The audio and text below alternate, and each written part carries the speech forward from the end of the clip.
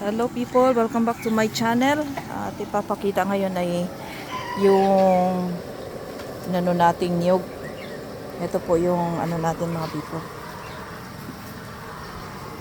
Tanda, kita mo. Uy, huwag mo itapon yan be. Sahurin mo. Akin na ngayon. Ito na po siya mga people. So, ano natin. Pasahod na lang sa nakahulma na people. Inuhulma na namin para pagka yung mga tira-tira magiging gawa pa rin natin ng yan, baong protection. Yun mo nga yan. So naka-ready na rin tayo para dito na po tayo na magpa langis na. Gagawa ng langis yung 4 na mata. Lalangisan na natin to kasi tinanggal na natin. Ito binablogs ko talaga para makita natin na. Tapos tinatanggal natin yung mga maliliit na dito kasi sasangkap din po ito yung mga tira-tira niyang bunot. Sangkap din yan mga people. Ayan. So pa to, mga ganito mga people, gagawa pang sangkap yan. Nakakatulong din po ito sa garapa at sa mga bracelet na ilalagay natin. Nilinisan na. Kinikinis na natin itong mga people. Ito pa lang ang aking pero marami magagawa nito. Kahit sa isang piraso, marami ang magagawa. No? Isa nito sold out na. Yung isa naman hindi ko inaano. So, ang matitira niyan, yung mga wala ng mata. Na wala ng siya, pero yung katawan niya may pa na magagawa pa natin ng libon na protection yan. Lagyan natin ng palaman. Tapos ito wala pa ito mga people, halo-halo na natin.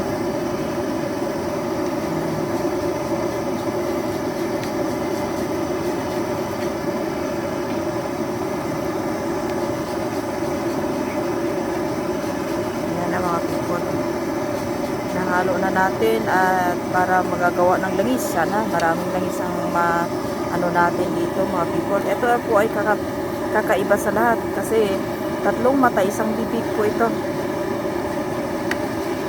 No? Hindi ko na to siya mahintay sa Holy Week na gagawa gawa kailangan na natin biyakin yon. Gawa sumabog siya yung isa nabiyak. So yan people, ang ating ngayon langis. Yan mga people. Lalangis na tayo ng niyog. Lalangis na natin yung laman nito people, naway marami tayong makuha at nang maihalo sa garapa. Yan siya, kusa po siyang nabiyak people. Hindi namin alam paano. Bigla na lang nabiyak bigla na lang nahati. Walang gumalaw po niyan kaya napilitan kaming hatiin na. Sayang din.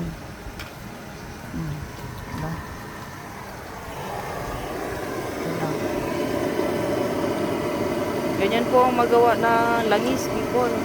Pag nagawa kayo ng langis, kailangan lagi nakahalo. Bantayan lagi. Ako po ay hindi pwedeng magawa ng langis kasi matampuhin ako. Pagka matampuhin ka at kung ikaw ay nagawa ng langis, yung langis na ginagawa mo konti lang ang labas.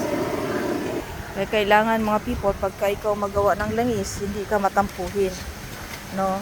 Para yung langis na gagawin mo marami kahit konti lang. So yan na people, abangan na lang natin ang susunod na kabanata ng ating 3 mata at 1 bibig na para pang Holy Week yan. Ni-ready ko na ang lahat-lahat mga people. Hindi na natin mahintay pagdating ng Holy Week saka natin biyakin pa yan.